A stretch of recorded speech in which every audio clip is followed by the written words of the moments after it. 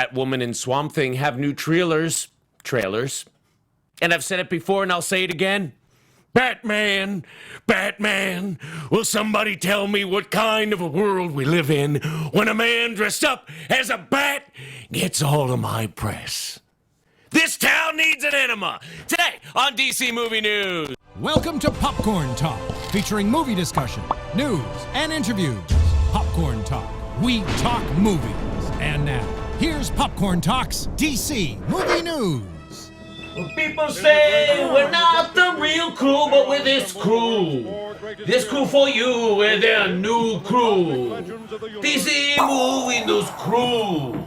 Yeah. Hey, that's great, guys. Welcome. That's our new intro. We're working on it. New intro song. You've seen this lineup before. Welcome to DC Movie News. This is, like we said, we're kind of like we're like the side group. I don't know what DC mission like. We're like the Doom Patrol. We are like the Doom Patrol. We're like the Young Justice. Oh. Are we the Young Justice? Yes, it's my birthday. I'm the old Justice. In the chat roll, I'd like to know this particular DC Movie News lineup that you've seen before. Myself, the birthday girl, Elena Jordan right here. She's your Batwoman for the day. Happy birthday. Thank you. Happy Bat Day.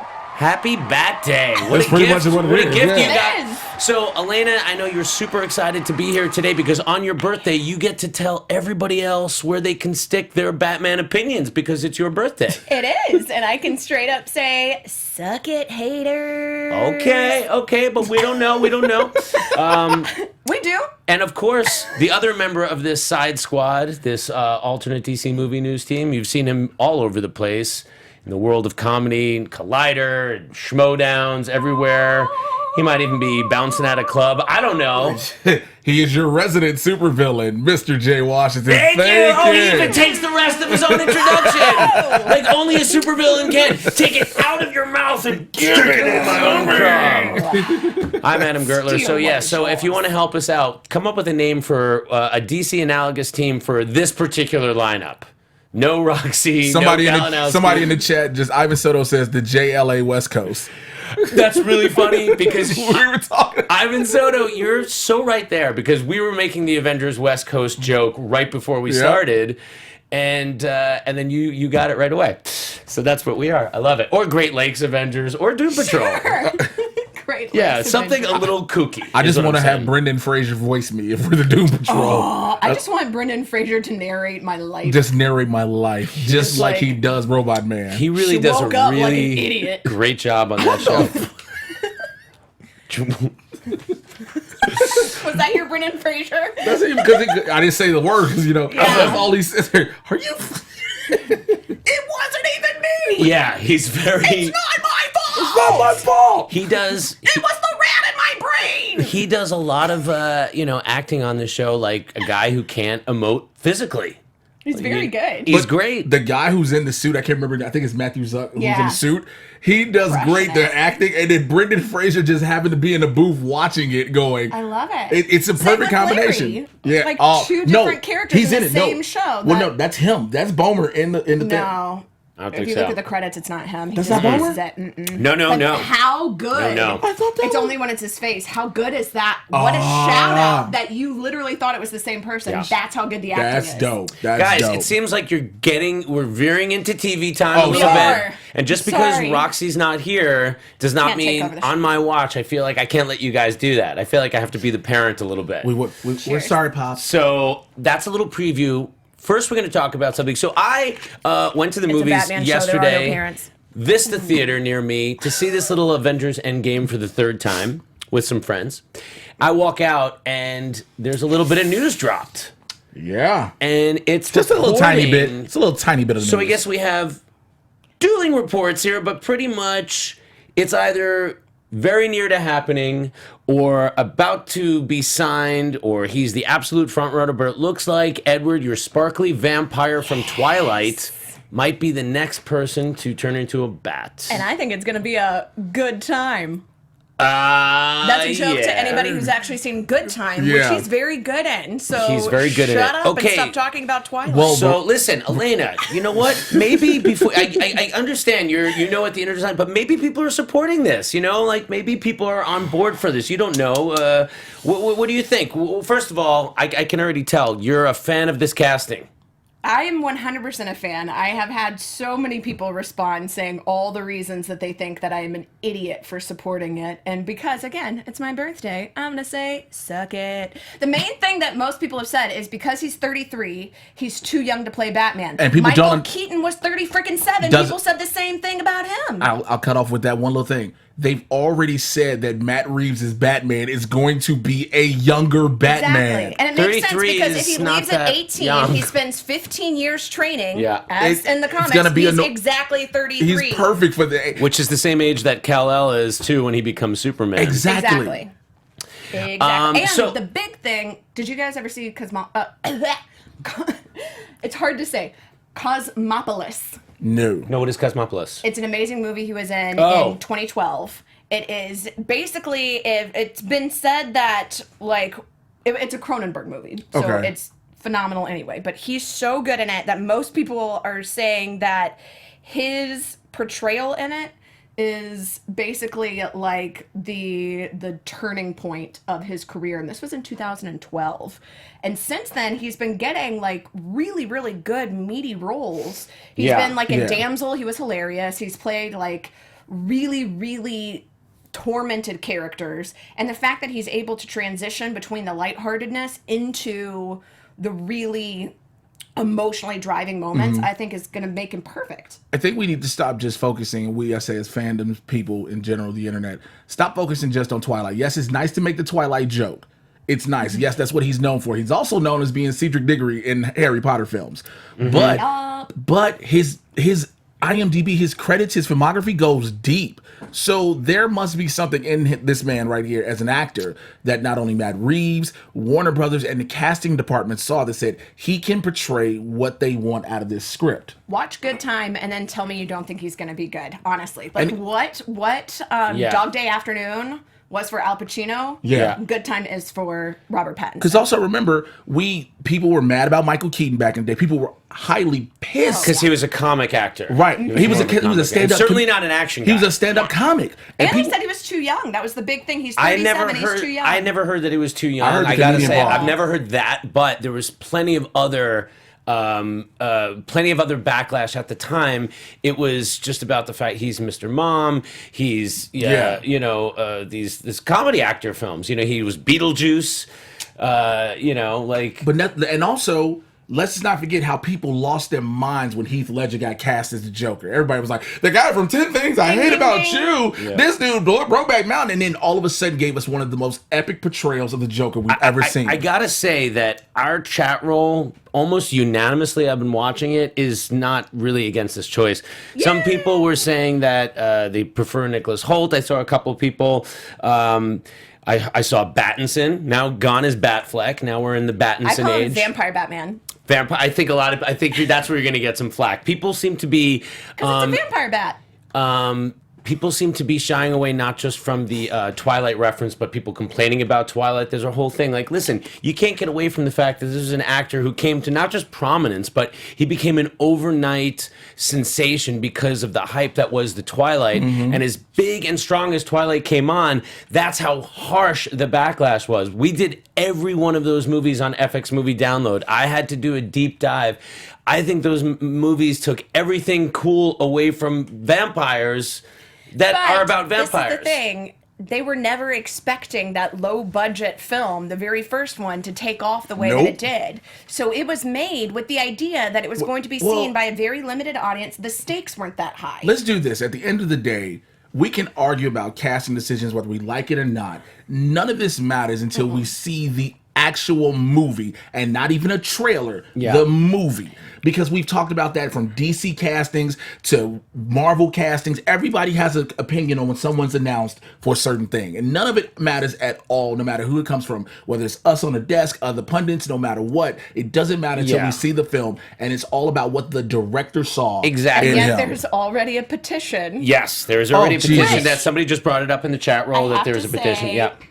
Because of that, I have a little something for you guys. It is something my in honor birthday. of the petition? Yes, of the petition. Are we signing a petition against the petition? To everyone who signed the petition for my birthday. Normally, I do have a lovely cupcake here. Okay, guys. So what we'll do is we'll have Ryan carve out this little piece of the show, and then we would ask you guys, if you're listening to this, to please retweet this at all the people putting out the petition. Is this fair of me to say, Elena? Yes. Okay, so we're gonna carve out this. I have no idea what's going on right now. Elena is off the rails. We're the West Coast JLA. We have no idea what's going on. There seems to be bottles and potions. This looks more like the Swamp Thing trailer than anything related to a Batman petition. I see there's an energy drink, a cupcake. There's 4 erasers, a paperclip. A little bit of okay, yes. So this is the drink in honor of my birthday that I call the Robert Pattinson. Oh my goodness. So you start first with a jar of fanboy tears. Oh. Salty fanboy tears. Pour those salty fanboy tears in. Oh, so salty. Then you take a little Dark Knight dark liquor. Okay. Pour that in right there. Oh yeah, Dark Knight dark liquor. So the tears are mixing with the liquor, and then dark liquor. Here's the best part. And this also shout out because a fan actually sent me this when I went off on how I think that edible glitter should be more prominent. Oh my God. Sent me a jar of edible glitter. So, in honor of Twilight, here is a little sprinkle of underestimation. Wow. Tossed right in. Let's stir that up. Oh, what a sparkly, beautiful beverage. Oh, it glitters. It glitters in the sunlight. I'm not gonna make it. Are you ready? Oh, that's fantastic. Here you go, oh, gentlemen, thank gentlemen. you. Here you go. Here you go. So strong. Because it is. It's quite Guys, strong. so this it's again. like the opinions on Batman. Quite Please strong. retweet this to all the haters out there. Anyone that thinks that they know better than Matt Reeves and Warner Brothers because of all the movies and scripts that they've made. In honor of Elena and Elena's birthday, Cheers. the Robert Pattinson. Suck it, haters. Oh, it tastes delicious. It tastes just like Batman. That is really good. That's good. All right, let's keep this thing going. All right. Put my Swamp Thing potions away now. Okay, so here's another question I wanted to ask you guys, just about the Batman film in general. Assuming that it will be Pattinson, assuming that it's Matt Reeves' idea for a more noir-driven film, compared with like the recent successes of these sort of big bombastic films that we've seen, like an Aquaman. It sounds like this will be a smaller in scale film. I mean, by no means is it going to be a small budget. I'm sure it's going to be over $120 million budget. Matt Reeves just made huge budget films with apes. Yeah. But do you think a more detective, more cerebral Batman that is not the hulking superhero Batman, which is the Affleck, but making him more human, do you think that could have less or more global appeal? I think more, and I'll tell you why. Wow. People have been asking for this type of Batman for the longest. We've seen Batman do what he does with the gadgets. We know about his fighting styles. The closest we got was Michael Keaton in the '89 Batman, and a little bit of Affleck in BVS. Just a little bit. We want to see Batman be what he's the world's greatest detective. Yes. And he needs to be that. Do you think that will translate like globally where it's like it's not like bombast? It's still Batman. This is the thing, though. It's the same thing people were saying about the new Joker. Is if it's going to be more character-driven, is that going to be not superhero enough? The reason that I think people connect so much to superheroes, and I mean, this is just my own personal philosophy, isn't necessarily because of the big explosions, Super villains. Or villains, superheroes and villains. Sure. Isn't because of the big explosions necessarily. The fight sequences are definitely enjoyable, but it's the connection that you feel of, I feel a connection to a character that is able to accomplish things that I wish that I could, but within the parameters of the world I live in cannot. And so this fantastical version, if it then translates into here are the deep emotional connections that are going to resonate with you, how could that not have more of an impact? Well, I don't know. I'm interested. What do you guys think in the chat room? Do you think a Batman that is more driven internally and less bombastic could have more or less global appeal? I will say Every time you say bombastic, I want to say bombastic. Mr. Bombastic, simply fantastic, romantic, Mr. Romantic. birthday to me. Yeah, I don't know how that just happened. Whoa, I just had a... And I just jumped into with it. I think that was the Robert Pattinson drink. I don't even know what song that was. Shaggy, Anyway. Mr. Bombastic. Oh, thank you. Good. I'll look that up. Shaggy. It wasn't me. Well, it's funny you said, because the Joker movie, it's a smaller budget. I don't think the Joker's going to do huge international. I really don't. I mean, I hope I'm wrong, but I don't think it's set up for that. And I'm just wondering with Batman. But listen, you're right. It's Batman, but I guess I'm a little gun shy, having seen I still don't know how Justice League made as little money as it did internationally. I think what it is when we're talking about the box office, we also have to remember what Warner Brothers is trying to do. So they're not making every one of these films be this epic scale of action and thunder and lightning and everything. Everyone's going to have its different tone because we don't have an interconnected DCEU anymore as of now. So when you get this noir film, it's going to get those people who want to see cinema in a sense. You want to see what Bruce Wayne can do when he has these clues he's putting together to figure out who it is. It'll be nice when we find out who the villain is going to be for sure. I think it's going to be Penguin, but to see all of this together, the international market may not drive to it as much, but the reviews as a whole will probably push this up. Well, some people in the chat roll, we got Zeno Hour saying China wants big budget spectacles, which is true. That's true. And didn't their biggest movie this year just drop on Netflix, and it's some kind of crazy global Earth planet movie. I haven't seen it, but apparently their biggest blockbuster is really hard to follow and watch for an American audience, but it just dropped here. But there is big, and some other people are saying less bombastic movie, has less global appeal. But I guess it's But gonna be my very favorite exciting. parts of The Dark Knight weren't the action sequences. No, I know what you're saying, but I'm not. I know what you're going to. I get what you're saying, but I'm saying I feel like the review, it's going to be underrated for the reason that people say it doesn't have these big, Avengers-esque action sequences.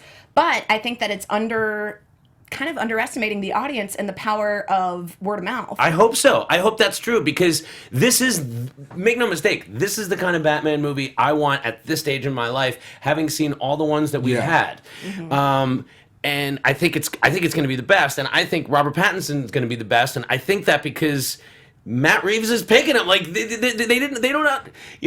not like an easy choice to pick a Batman. There's a lot of things they go through, and they've done it a couple of times. And Matt Reeves is not an idiot. And he's perfect age-wise. Why people don't get that? I'm like, he knows what he's doing. A 33-year-old Robert Pattinson who still has kind of a youngish look means that if it does work and you do want to make more with him, this could be your Batman for another trilogy or more or something like that. There's a lot of potential. And don't fool yourself into thinking that they're thinking we're just going to do one and be done with it. Matt Reeves got the job already 2 years ago for a movie that's coming out in 2021. That's 5 years of the guy's life. My favorite Not directing headline anything else about any of it is grown men still furious about decade-old movie directed at teen girls. Yeah. And I was like, that's basically what this is. What this is. That is literally what this is. That was a different movie. It was a decade ago, and it wasn't made for you. So I agree. And I honestly, I think people are mostly over that. They just don't see it, but they will. Let's move on, guys, because we do have some other things to talk about. James Gunn finally came out and really talked about the firing and rehiring in an absolutely fascinating Deadline article. I mean, the guy, if you listen to him on Twitter, it is all there. He is born naked. I don't know. I just want to ask you guys, if you've read the article, what are some of your highlights, your takeaways, and how that relates to his Suicide Squad project? I'm even more excited now because I feel like, as we all kind of anticipate, I think a lot of us saw this as an extreme reaction done in a not very well thought through way. Meaning the firing. The firing. Right. And then him being rehired was kind of an affirmation for everybody who was saying, okay, you're taking what we're saying and you're not applying it in the correct way. So I feel like more than anything, one, this is going to lead to what I think is going to be a very good movie and hopefully kind of a redemption. But even more importantly, the cultural implications that it has, I think, are huge. because it's saying, look, this isn't a witch hunt. You need to go after the people that you need to go after. You don't need to say blanket statement, men are bad. If you did something whenever ago, be scared. Know that you're going to be attacked for it. That's not what anybody is trying to come across. That's not what anybody's trying to say. So I think that this has an even greater impact than just entertainment, and why this whole situation has been brought to light.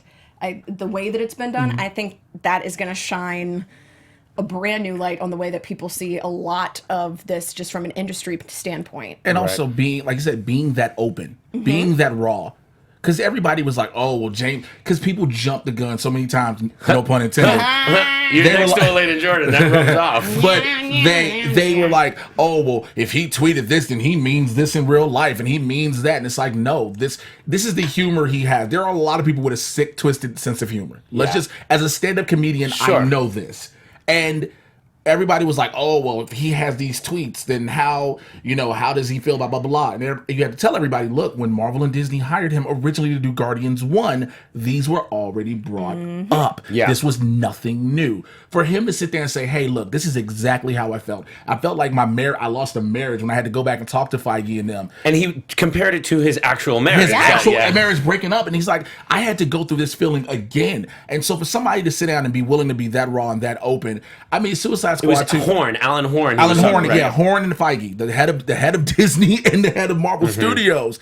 And to sit there and be raw, no matter what, we already knew when you said James Gunn was doing Suicide Squad 2, you knew it'd be good because of what he did with the Guardians. He took a ragtag group that nobody cared about, and I don't care who anybody is. If you tell me you loved all of the Guardians of the Galaxy growing up, you were a low-faced line. There's maybe 17 people total. Yeah. And just like the Suicide... And a different team. I had a tree in my backyard. Yeah, but he wasn't named Groot. But it's the same thing when it comes to the Suicide Squad. We saw the first one. We were like, I had such high hopes for it.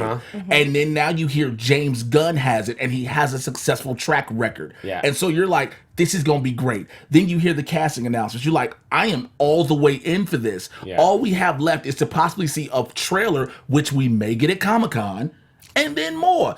And let's move on. Yeah. Well, they haven't really started shooting yet, so I think a trailer at Comic-Con might be, but I mean, teaser. Give me a teaser or anything. They did do that crazy thing for Guardians years ago. They were famous for that very early quick shot of Rocket and all that. So maybe something in that vein. I will just say, if you haven't read the article, you really got to read it. He talks about the emotional roller coaster he went to, and you'd be shocked to hear that as we were hearing rumors about him getting hired, rehired, he was hearing the same rumors in the same way. He was not any more inside than we were, and he was avoiding the news. And he did say that, once Jason Blum tweeted out that I would hire James Gunn right now, studios started to come to him right away. So he knew he was going to be okay.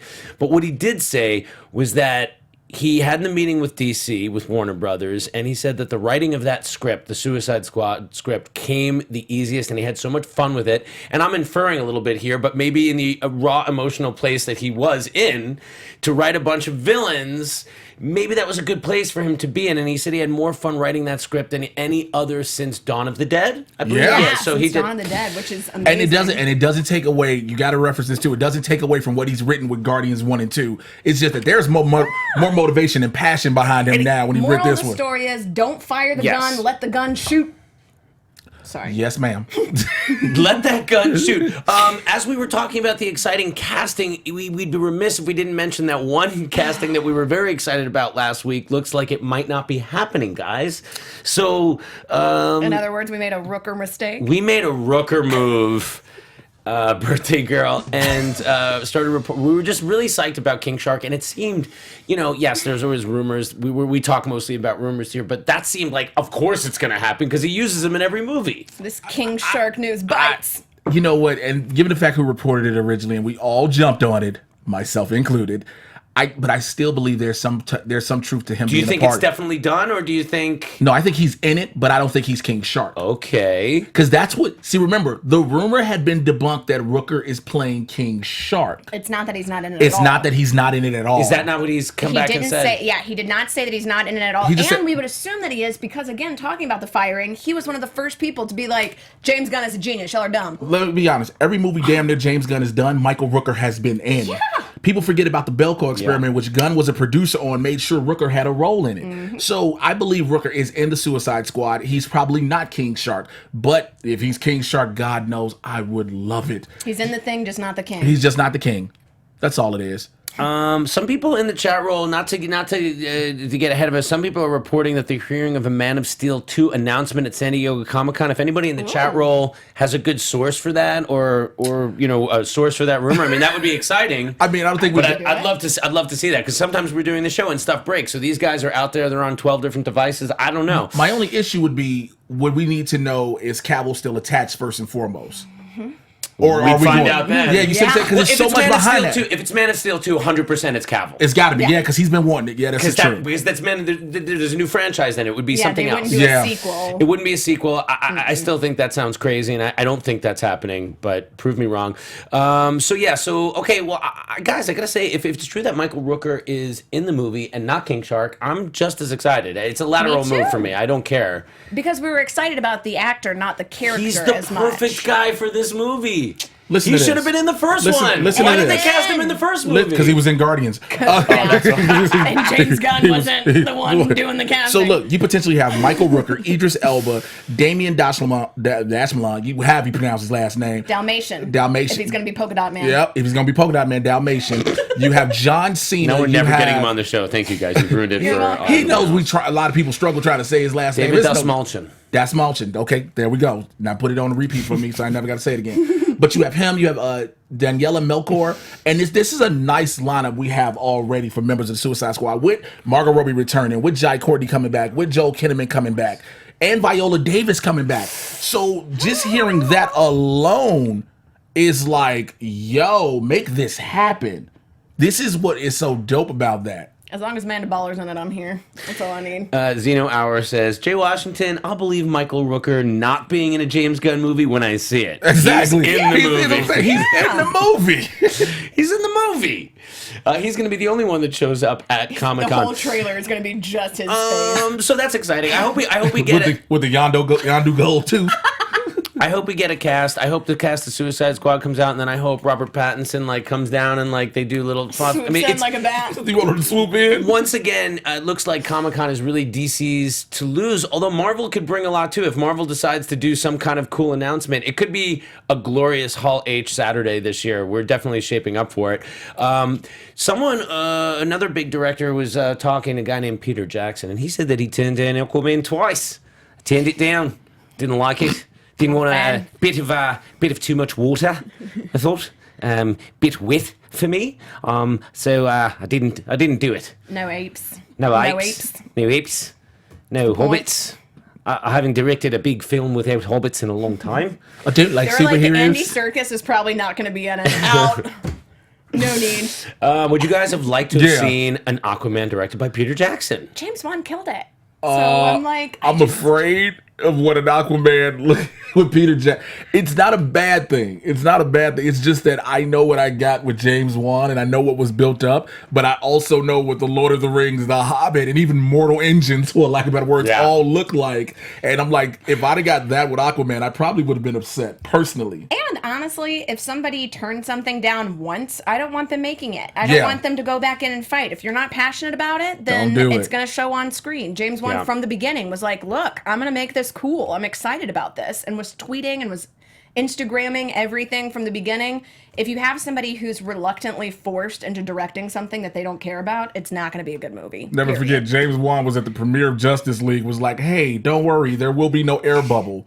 That lets you know. God, he lets you know how much he was invested in this project. Yeah. And I don't know if we would have gotten that so much from Peter Jackson. I guess you're right. I don't know that Peter Jackson would have been as enthusiastic, and James Wan really took it on his own. Yes, he did. So that's just interesting to hear about projects that could have happened. Another could have been, should have been, the Russo brothers, obviously, they've never left the news cycle. It's Endgame, right? The Endgame news is crazy. how much has been written about Endgame. So I guess in talking to Russo about his past, Joe Russo, one of the directors of Endgame, in his past about comics, he talked about what DC film he'd like to direct. And what do you think he said? We asked him, "What's your Endgame?" Yeah, exactly. What's your? I don't think it is his Endgame, but I don't. It sounds like they're launching their own company. They've brought over Marcus and McFeely. Like they did. Yeah, they did. Because they got the new movie with Chadwick Boseman starring in it. Yes. Yeah. So they're about to start doing their own thing. So it'll really be interesting to see what those people can do outside of the Marvel umbrella. You know, like, to have success when you've got that property there is great, but what can you do outside of it when you don't have that IP is going to be really interesting. But I think it's interesting, too, because people want to make this huge division between DC and Marvel, but at the root of it, what makes a successful superhero movie is you connecting to these people and the way that the story is told in a way that is both exciting and emotionally impactful, and they are so good at making those movies. Which is why, are you surprised that they picked what they picked? Or he picked what he picked? No, here's why this is how you know there is no more divide between these companies. James Gunn, plain and simple. That man is at one time simultaneously directing 2 big franchises, one for each. He's doing a team up for Marvel, a team up for Disney. Yeah. I will say, James Gunn played this whole thing perfectly from the very get-go by not lashing out on Twitter, by not opening his mouth, by keeping stumm. And now who's on top of the world? He's going 1-1, DC to Marvel to DC, back to Marvel, and only John Romita Jr. can do. And it's a win for both companies. Yeah. It is a win for both. And for fans. It's a win for everybody. But with Russo, who he wants to direct, I was like... Dun. Oh. And with Russo, who he wants to direct, I'm like, no, we already got the director for because he wants to direct Batman. I'm like, Batman. I can trust you, especially what he did with Winter Soldier, him and his brother. I'm like, I could see Batman that way, but can I let Matt Reeves have this one right now? This is the thing, is I feel like them saying this now, Batman is a character they will continue to do for forever. Sure. So I don't think that... It's not out of the realm of possibility. It's not that... I don't think it's going to be anytime soon, but I think that, they'll probably continue to do... Well, I would love to see it just because of the Marvel movies, they've directed the best ones, in my opinion, and they really create the sensation of reading a comic, like the best splash page feeling.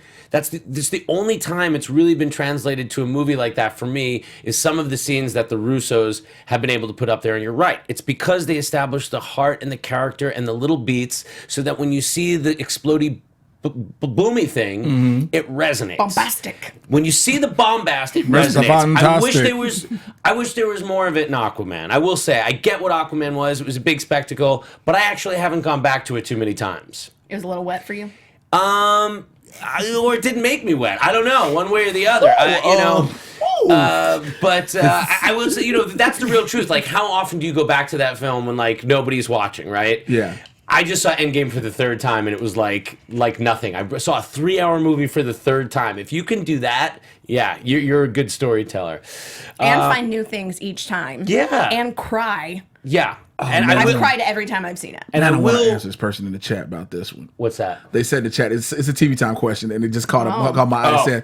It just says, so where was Black Lightning in the Crisis poster? I will answer that for you when we get to it. We're getting there. Clooney actually warned Affleck not to play Batman. Shut up, Clooney. But, think about That's it. because you were in the worst Batman movie in history. But look what it did to... Now, listen, Clooney's fine. He's richer than God. But did this... I think it affected his movie career. Like, he was on the rise to being that top tier, and then he really was kind of associated with dog poop for a while. Yeah, but at the same time, Affleck technically didn't need it. He had already won the Oscar for Argo. He was already doing well. So there was no trajectory he had to take off course. He's still been doing well. Affleck's problem was he didn't want to commit to the schedule like they wanted him to. He still wanted to do his own pet projects. Yeah. Remember, he was pissed people didn't go see Live by Night. Live by Night, I think, is what was more damaging for him than anything else. It was people that want to go see Live by Night. I saw it. It was fine. I was there when they filmed it. They filmed on the Universal lot. I watched them do all these big explosions. I watched them spend all this money. He was mad he couldn't put more into that. It wasn't a great movie. It didn't have great pacing. It was just like the script was the problem, and that's what it keeps coming back to is like your Batman. No matter how big an explosion you have, if you don't have an emotional connection to him, it's gonna be a problem. And you can't take this role on because one of the things was he took it on because he said when he decided to take it, he wanted to be the DC equivalent to what Robert Downey Jr. was to the MCU. Warner Brothers was like, fine, you can do this, but do you realize the schedule you're going to need to have? Mm-hmm. He was like, yes, okay. Then the schedule started to happen, and it started impeding on the Live By Nights and these other projects he wanted to do, and then he started complaining. So it's like, don't. I think a lot of it also had to do with how these films were received. It's like he's giving it the time, and then he's not getting the love back. You're not getting all like... But he's not putting the love into it at the same point. Well, it was both ways. Yeah, I mean, listen, absolutely. Once BVS started, it was all downhill from there. BVS came out,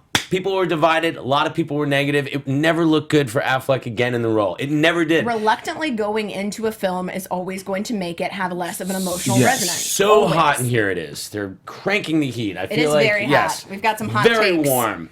Very warm takes. But you know, it is interesting when an actor takes on an iconic role like this. You hear the toxic environment we live in now, the amount of people that always have got to chime in, and it could have effects. It could have effects on your psychology, on your career. It's tough. I mean, but Pattinson has done the smart thing to bring it back to Pattinson. The guy has only done like these indie projects since Twilight, and has crushed it. And now is the time you go like, hey guys, I've been honing my craft. I spent 10 years showing that I'm not just that was his Batman vamp. move. He did the acting version of the Batman training. Mm-hmm. Exactly. He went away and trained with Lady Shiva. Yeah. He went literally to outer space. Did he literally go to outer space? Yes, he was a freaking he did a full action movie in space. It was and yes, he's done so many films. I think honey, I got to tell you how they make movies. They don't. He literally went to space. They filmed it in space. Okay. He went and he was like, Sandra Bullock, don't worry, I'll get you. Okay. And then dragged her into his ship. And then Star-Lord came by and was like, what up? And they were like, don't shoot the cat. It was a whole real life thing. You either are having trouble with literally or space. One of the two. Both. Literal space. It's your birthday. It's real. The honey part just got me. They filmed in space. There were a few images of George Miller's Justice League Mortal that were some better looks at the costumes. I don't know if you saw. Do we have the pictures of some of those individual shots, some of those close-ups? I don't know if you can tell, but I don't know, guys. I'm kind of glad this one didn't happen. Yo, I'm sitting there looking at this Superman one. I'm like, okay, so we kind of it looked like the cross of what was supposed to be Nicolas Cage's Superman. Yeah. Shouts out to the late great John Schnepp. Make sure you check out The Death of Superman Lives: What Happened, because you'll see that suit. The Batman one, I'm like, no. Big ears. Seriously long like ears. They made this, like, they intentionally were like, what can people cosplay? What can we make that can be easily reproduced? Yeah, this Batman one is literally a cosplay type suit. It literally looks like it was we're making this based on, we'll get, if it's easy to make, people will dress like it, and then that'll be free advertisement for our film. And it's like, make a better suit and people will try harder. Probably better that this didn't happen and he made that Mad Max movie, because people seem to like that one. I'm obsessed with the Mad Max. Also, some cool things that we're kind of glad maybe didn't happen. H.R. Giger, famous for the designing of the xenomorphs and many other things, and his sort of like gothic, biological meets mechanical kind of designs of his. This is his Batmobile. This is the Giger. His Zygote-mobile. Man, that is definitely a chromosome. Yeah, man. That is definitely a chromosome. First of all, the streets of Gotham could not handle that. Looks all alien. That looks like something you would find in the ocean. That looks like something you'd find or climbs on a tree. Jesus Christ. It looks like a plant in the ocean. Wow. That looks like a bunch of worms had a baby. You know what? This is what they saw when they looked into the telescope in this Swamp Thing trailer. Like, this is what they saw. Yeah. I mean, the thing is, it's a cool looking thing, but it ain't no Batmobile. That is a spaceship. That is a spaceship. What did you say? I missed it. I accidentally said telescope, and you guys were like, yeah, Swamp Thing. They were looking at a telescope. Oh, because that's no. I totally. You mean microscope? Yeah. Who knows space? Sorry. Anyway, yes, that is a microscopic creep. That shouldn't be anything that's considered a vehicle. I don't think anybody should be like, oh my God, I want that. And be like, yeah, you do, but not in the Batman film. You know who I want to see make a friggin' Batmobile? Oh my gosh, now I just blanked on his name. Joe Walser, who did the recreation of the DeLorean for the that movie Back in Time. So good. Anyway, look up Joe Walser. His work is fantastic. I want to see him make a Batmobile. If they have him production design something, it will be good. That is true. You know, with all this anticipation for a new Batman, I forgot that we're also going to get a new Batmobile. I wonder what that is going to look like. I wonder what. There was time in the '90s when I was reading a lot in that like Marv Wolfman era when like it kind of looked very much like just like a Lamborghini. Like there was a real sports car-y looking one, but I kind of like that. Maybe you go that way. Maybe you make it less militaristic and a little bit more just like, because the one thing I'm really excited to see Pattinson do is the Bruce Wayne. I mean, not just the Batman, but it's like, can you nail the Bruce Wayne? Yes. The Batman, yeah, he can gain muscle. We have stunt coordinators. He can learn to fight. But man, nailing that character of Bruce Wayne, and like he's just got that natural. I guess that's why they cast so many. Cosmopolis is what you should watch for that one, because does he have a lot of smarm going on in that? He's like a good-looking, like swarmy. He's very Bruce Wayne, but in a way that like you enjoy. And I think that's what everybody's been looking for. Somebody that's the good blend of both. Like some people liked Affleck's Batman because of the suit, and some people like his Bruce Wayne it's an older ornery Bruce Wayne. I'm like, okay, I get that one. Christian Bale's, it was like more of a Bruce Wine, if you ask me. Bruce Wine, yeah. Maggie, I'm just trying to help. You know, those things. Then George Clooney was just like, no, and Val Kilmer was beady-eyed Batman. So, well, guys, that was good. I like that. I like that word that came up. I'm Batman. Oh yeah. Was that Robert Pattinson? No, but there is some Ryan in the booth. No, there actually is a clip, an audio clip of him saying "I'm Batman" from the Eclipse commentary. Yeah, that's a Twilight movie, guys. The last thing we wanted to say in the world of movie news. Oh god, we have a couple more things. Shazam. I think we got Shazam. Zachary Levi praises the movie for inclusivity. I don't know that that's really a story. That's just him patting his own film on the back. Yeah. Nice. Shouts out to Asher Angel too. I did a great interview with him in Salt Lake City at FanX Salt Lake Comic Con. Excuse me. Where can people find that? I will have that up on I think it's up on my YouTube channel, youtube.com/JAYWashington80. Yeah. But yeah, Asher Angel is amazing. Also, Batman Hush trailer is out there. If you haven't seen, this was like one of the more popular recent Batman stories. Everybody but the kitchen sink is in it. And you will get to see the movie on July 20th, probably on DC Universe shortly after that. I know the Batman versus the Teenage Mutant Ninja Turtles was just released digitally. I keep hearing that's amazing. I hear it's so good too, excited. but I I'm a DC Universe subscriber, so I gotta wait. I know it'll be on there in a couple of weeks. Like that's the thing. So I think when it comes out on DVD, I already got my Jason Fabok. It comes out. Have you seen it?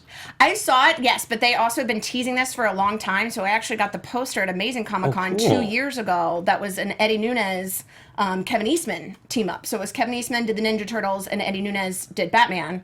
And so I have that poster. It's one of the few that I like framed on my wall. I think we need to get on over to the other side. Oh, are we not gonna? I think we gotta go. It's time for Roxy Striar's TV time. All the girls think Johnny's fine. Adam's cooking so divine. Also Mikey Christmas time. DC movie news, it's time to talk TV time. Well, now we're on the other side of things. So that was the movie world, guys. We've forgotten that. We've moved on into this different place. So there was a scene from Pennyworth that was out there, but Elena, you're telling me that this scene is no longer available or was not supposed to be out there? Or? No, it's two different things. The scene from Pennyworth was officially released. Right. So this is I don't know if we have time to watch it, but they have that Pennyworth scene that was officially released, the trailer. The reason I'm so excited about Pennyworth is because I personally am a huge Paloma Faith fan. She is probably my favorite singer.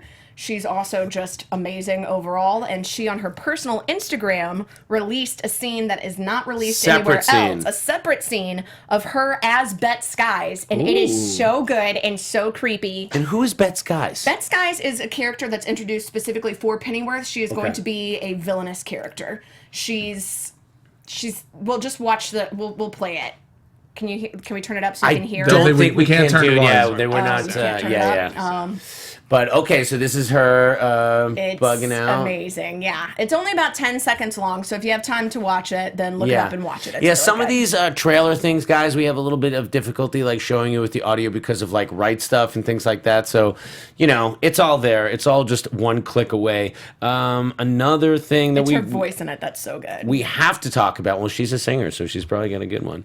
Yeah. We got an official trailer for Batwoman. Yo, I'm confused about this. Tell me why. Because we've already been introduced to her in the crossover. Yep. And according to this trailer, this is her origin story. Yes. Yeah. I didn't think we were going to do that because normally when we have the backdoor pilots introducing people in crossovers, we go straight into their series. But look at Arrow. They did all the flashbacks. I think it's going to be, you're going to see the origin, but it's going to catch up to the present Yeah. for sure. Okay, I guess like we For should. Batwoman, I think they should do an origin though, because we've seen the Batman origin story 1,000 times. We haven't seen hers as much. She's typically I get that. It's just that we've already been. She's been doing this. Yeah. You know, it's according to the crossover. She's been Batwoman. She's been in Gotham and doing this. Jay, I think it's one of two things. You're either you start it in the present and you do it like an Arrow sort of thing, which Okay. this is Which I hope they ostensibly don't. taking Arrow. What's that? I hope they don't. That's one way you could do it, or you start back and you just kind of catch her up to the present. I mean, there's a lot of devices. Yeah, I get. It's a small thing for me. Yeah. I'm still gonna see it. I love the way Ruby Rose portrayed Kate Kane in the crossover. And this is going to be a character that is LGBT. She is the Yes. she is the first openly lesbian superhero with her own led project. So she's made history already. Played by a non-binary actress. So Yep, she has made history. into it. Super into it. into it, non-binary actress. Yes. Non-binary She does- actor, I guess you would Oh, say. she instead does of not- actress. yeah, 'cause she does doesn't not- identify as male or female. Great. That's great. I identified her as female, but I guess I'd be wrong. Yeah, she came out and said that she was non-binary, That's interesting. That's interesting. which was kind of alluded to in like previous things, but Yeah. I don't know. I'm just really, really excited about her playing this character. Well, non-binary, binary, very attractive, very good shape. Very much looking forward to seeing how the first TV Bat project gets off the ground in a Yes. long time. I mean, not counting Gotham. Sorry, guys. It doesn't have Bat in the title. No. Shouts out for Chicago for being the scene for Gotham. They filmed the entire pilot in Chicago. When you see her standing in the teaser, that is the Hancock building in the background. But are they shooting in Vancouver, though, like all their other shows? I think they may be, right? but yeah, Yeah. they shot the pilot in Chicago. Okay, guys, and then just one other thing I really wanted to talk about was there's a new Swamp Thing trailer.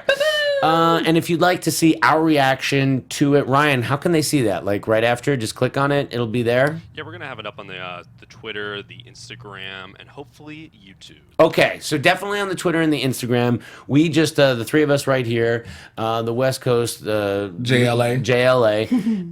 We reacted to it. So this is an interesting trailer. Kind of sets the tone a little bit. What did you guys think of this trailer? Elena? I really liked it. I mean, I don't know why it's a little bit different than the teaser trailers, but So yeah, what are you alluding to there? So their accents went away. Their accents are gone in the trailer. The Yep. teaser trailer, when she had this southern accent that a lot of people were hating on, that I personally thought was really good, it's not there at all. So I don't know what that means for the show. I don't know. That is a weird thing, though. Yeah, I mean, because just when you put that with all the other things we've heard about this production, I really just want to be With the reshoots and just cutting positive. and fewer episodes, like I'm like, that was the only thing that made me nervous. Ivan Soto's asking, do you think they're combining Abby Arcane and Linda Holland? So I guess Linda Holland was Alec Holland's Yeah. wife, right? Yeah. And a lot of times she's in the mythology, but Abby Arcane is also sort of a love interest as Ooh, well. that's a good- I thought they were trying to make it just Abby Arcane. I think but- so. Yeah, they're So saying I- they're focused slowly on Abby Arcane. So Yeah. I think, Ivan, the answer to your question is yes. I think Will they are she kind of have- combining those characters. I think it'll have like a little bit of some of the illusions, but it's mostly Abby. For a long time, we've been speculating as to how much of the suit will be practical, how much CGI. Derek Mears, the actor who's going to be wearing the suit of the Swamp Thing. First of all, I love that he's like a huge guy. He's 6'5". Oh, Put yeah, a 6'5" guy in a suit. It's going to be a big, hulking Swamp Thing. Yes, love the green Yes. monsters. Can't believe that I get Godzilla and Swamp Thing on the same day. This is And then also November Good 31st. Omens. What a Yeah. freaking end of May this is.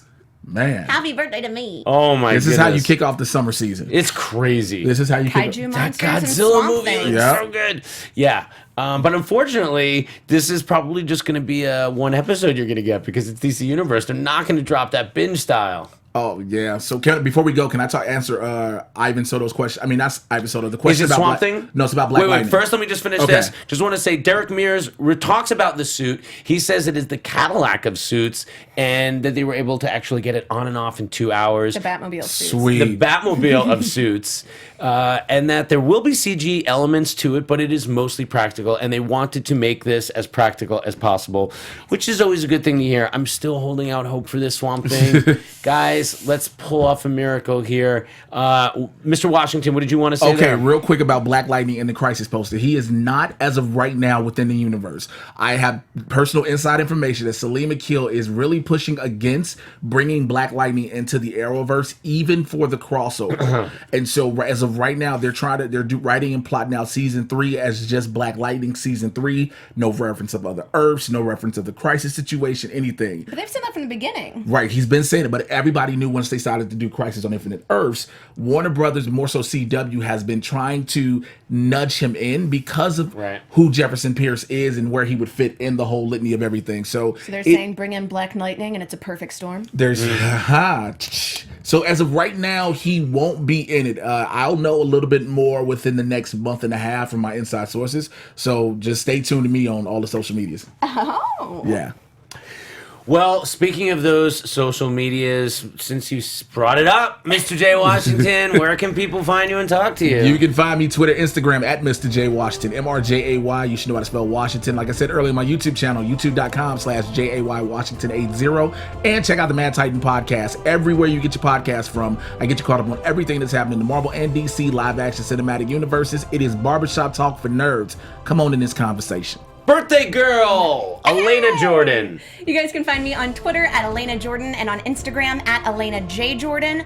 And if you want to give me a birthday present, my friend Jessica could use a little help financially. I'm going to post some PayPal and Cash App things in the comments. Her father unfortunately passed away and she needs some help getting those ashes back. So help us out with that. Thanks. I'm Adam Gertler. You can find me at Adam Gertler on Twitter and Instagram. Please follow us at DC Movie News Live on Twitter and Instagram. Right, Ryan? We're the same thing on Instagram? Yes, we are. Yes, we are. Okay, we'll see you next time on DC Movie News. From producers Maria Menounos, Kevin Undergaro, Phil Svitek, and the entire Popcorn Talk Network, we would like to thank you for tuning in. For questions or comments, be sure to visit popcorntalk.com. I'm Sir Richard Wentworth, and this has been a presentation of the Popcorn Talk Network. The views expressed herein are those of the hosts only and do not necessarily reflect the views of its owners or principals.